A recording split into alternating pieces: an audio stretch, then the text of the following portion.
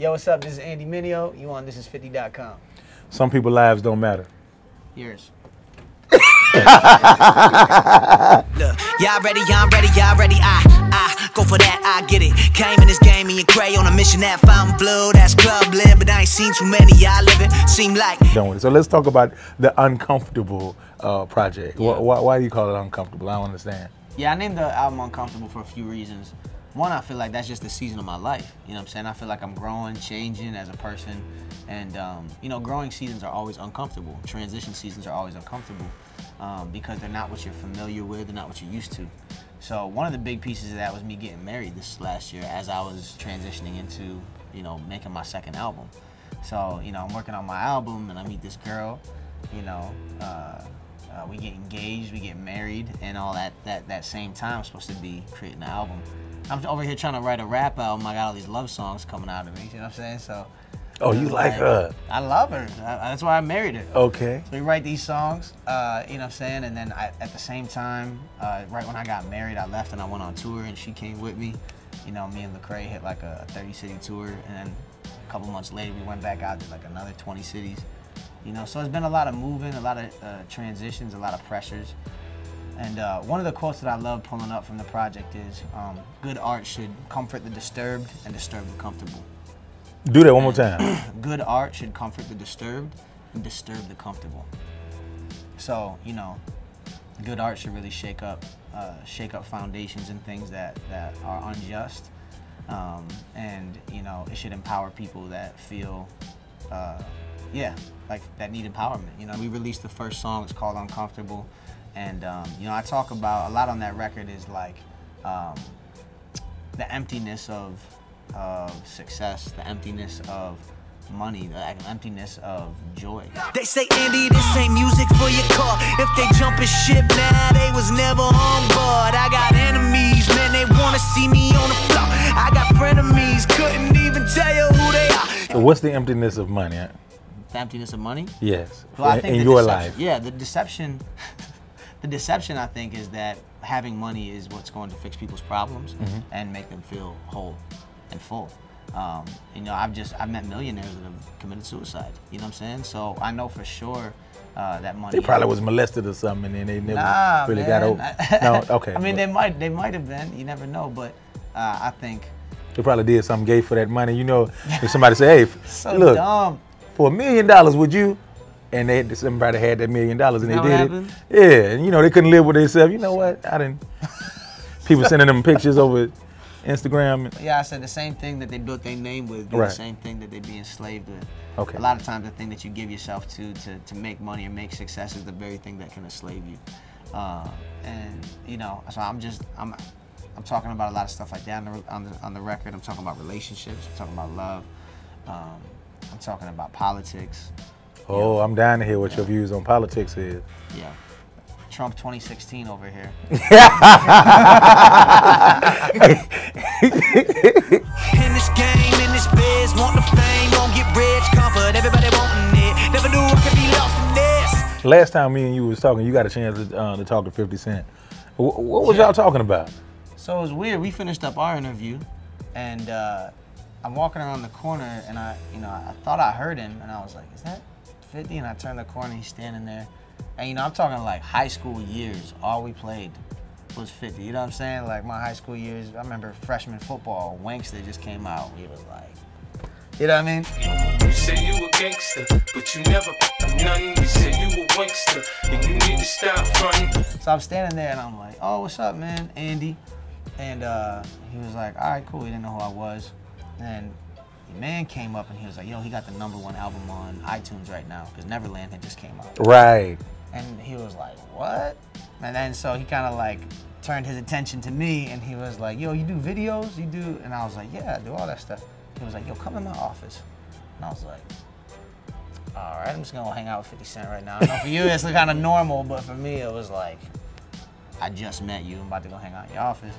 So we walk in and he's like, "Yo, come check out some of these music videos I'm working on." So he pulls up these music videos and he's showing me, he's like, "Yo, what do you think about this?" And I was like, "I don't know if I really like this one." You know what I'm saying? It was like critiquing it and going back and forth. I was like, why am I critiquing 50 Cent's music videos right now? I don't even know who I am. Why does he care? So it was a super funny process, but over the course of about 2 hours, we sat down, we talked music. I showed him my music, my videos. He gave me some tips, some insights, you know, things to look out for. He rambled for a little bit on some stuff, and it was pretty funny. You know, he went on his own thing. So I mean, it was just fun, man. He was a good dude to hang out with, and I was honored that he'd hang out with me. But I think he's a wise dude, very smart, very talented businessman. I got no time for high opinions with them low commitments. I hear that chatter from a distance, I don't never listen. At the end of the day, the thing for me that I'm really concerned about is the music getting out and reach as many people as possible, because I really feel like the content on the album is something that's missing in hip hop. The discussion, I feel like the element that guys like me and Lecrae bring, and you know, John Gibbs and Jay Givens, guys like that, like we're bringing something to the table to discuss that I think is missing in hip hop, and I think it's super important to be there at the table of conversation. Cause all critics just artists that never made it. What I care what you saying, I'm too busy creating. I can tell that y'all some crabs, hating on the low, trying to shoot my dream down, cause you never chase your own. Word. Now, do you feel like you are underrated inside your genre? Underrated? No. I mean, I think in hip hop, I'm just unknown, you know, in a lot of ways. Because we were talking about this, I feel like I've become a very successful hip hop artist without having to go through all of the hip hop channels. You know what I'm saying? Like, there's kind of a trajectory when you're a hip hop artist and the certain cosigns that you're supposed to get. But because of the explosion of the internet, man, like, artists are really able to develop themselves, their niche audiences and their brand and their careers without needing any of the huge cosigns anymore. You know what I mean? Most definitely. And so it's like, now we're trying to just go back and build the relationships where we want to make our home, because we're hip hop artists. That's why we wanted, you know what I'm saying, be on Thisis50 and show love and be here, and you know what I mean, and go to the other hip hop spots and be a part of that conversation.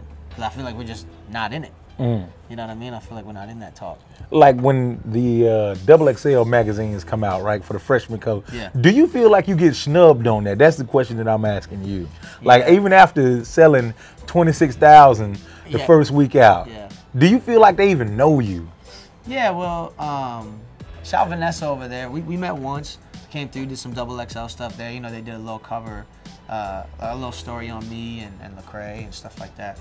So, you know, they know who we are, but I just feel like those similar circles aren't mixing quite yet, and I think that's what the process What do you mean? is. I feel like.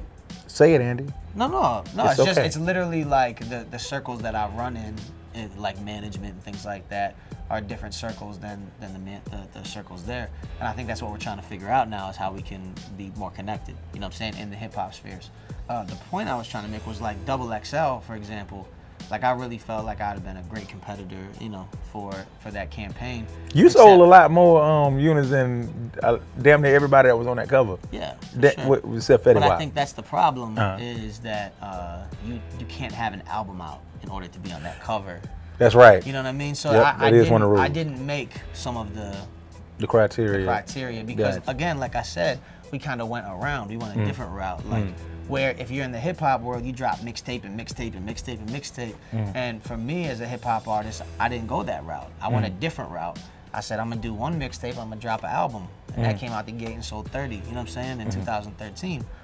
And so it's just like, I didn't have to play the whole game. You know what I'm saying? We built our own thing. It's kind of like a Strange Music with Tech 9. It's like we built this really super dope core fan base that loves it. I'm still trying to figure that out. You know what I'm saying? I don't understand like how a lot of people from where I'm sitting at, like we're not too privy to the Tech 9s and the Andy Mineos and whatnot, and y'all don't need us at the same time either. You know, y'all able to make your money, and you have these sellout audiences, and I'm still trying to figure out how do y'all do that without being on the allhiphop.coms and the XXLs and the Source magazines and stuff like it. Well, I think it's the internet, man. I think the internet has really... We just going to the wrong sites. Well, yeah, that's it. That's it. That's it. I think they're just different sites. It's not the wrong So I need to figure out what site you're sending your stuff to. Nah, I'm sending my stuff to your sites. You are sending it to me. Yeah. And I think with the internet, the way that it is right now, it's like artists are able to go, or fans are able to go directly to their artists. what I'm saying? It's like before it was like you had to find out or hear the artist's song on the radio. And there was gatekeepers to the radio. Or there was gatekeepers to certain exclusive print. You know what I mean? And now it's just like you can go straight to my Instagram and catch up with everything that I'm doing. It goes right to their feed. You know what I'm saying? So I feel like the game is just changing, it's evolving, but with the internet happening the way it is, it's like, you know, there's all new rules out here for everything. Yo, I need you to post me up on your Instagram. Are you? Hey, look, I know you. Look, you ain't gotta follow me, but at least post my picture up and tell your fans to follow. Cause I know it's kind of hard. You know, I got a lot of things up there. That, I'm saying, you got some stuff up there that I couldn't let my fans see. Yeah, I mean, it depends on who. Shameful posts. Not to me. Hey, listen. Not to me. I'm family friendly. Right. I'm for all ages, kids and children. That's what I feel the same way. So it really shit. Don't put me in no box, Andy. Show people a picture of me and put that at me, man. All right, man. At me. I'd do it to you. You would. I'd at you. Andy, don't get all Christian-y on me. At me. At me, man. Don't be ashamed of this friendship, man. All right, I'm going to put a disclammer on there. Yeah, there you go. I'm not responsible for anything this man that you see on his page. Yeah. This. Or I'll say, I'll tweet, I'll say, don't follow at Jack Thriller. That might work. That might work. That might work. I like where you're going with that. Well, you know what? To be honest with you, that has posed an interesting issue. You know what I'm saying? In the midst of building relationships with people. You know what I mean? That's what I'm trying to tell you. Yeah, no, it has in a lot of ways because you boxing us out. Nah. Because in all honesty, like relationships are formed. I'm putting you in a box. I can't get past this hand. Oh my God. It's a roadblock right here. Listen, if that's like you're doing All Lives Matter right now. All of them, man. You're doing the All Lives. Because all lives do matter. You know. I've been put in a box all these years. Yes. And now when you try to get it in my little circle, now you're doing All Lives Matter right now. Exactly. Listen, Black Lives Matter. They do too. But Andy, trust me, some of Black lives don't matter. But oh my God. Some of every life don't matter. Dumb. Some of them don't matter, man. I'm trying to tell you. But it's some of them that do. We'll talk about that off the camera. I'm gonna tell you who don't matter, and I'm gonna tell you who do matter when we get off camera. Who don't matter, man? When we get off. Nah, what's wrong? Hey. You want to put me in a funky position out there, but who don't matter? All right, name them off. Who you want to? Let's call them out. I'll do it for you since you really want to play this game. What Black lives don't matter? Okay, Meek Mill's his life don't matter right now. What's happening? What happened? You all right? Is this thing on? Dang. Who else's life don't matter? You want me to keep on going? Yeah, I need 2 more at least. Okay. His life don't matter. Flavor Flav life don't matter right now. Dang, yo, that's messed up. Though. Okay, hold on. He didn't did all the shit he needed to do. Let me see. Now you trying to be political with it. Just say it. No, I'm trying to figure out. If you can throw it at me, I got you. Oh my gosh. I got you. I promise you. Third one. Who else life don't matter? Donald Trump life don't matter. He's not black. Oh, they got to be black? You said black. Some black lives don't matter. Okay. Yeah. Oh, okay. I got one. No, I just lost it. Condoleezza Rice, her life don't matter. I do not condone any of the views of this man. Robin Givens, her life don't matter. Goodness gracious. Superhead life don't matter. Oh my God. What's Beyonce's sister name? Solange? There it is, right there. You said it, I didn't. All right. Where are we going with this interview? All right, let's switch it over, man. White lives that don't matter. Donald Trump, for sure. No, okay. Oh, my God. Word. I could dig that. Hey, man, how uncomfortable was this interview? This was the most uncomfortable. Thank you for feeding into my branding. Hey, it's not over yet. We over and we out of here. Don't kiss the moles in the mouth unless you got to. Pow.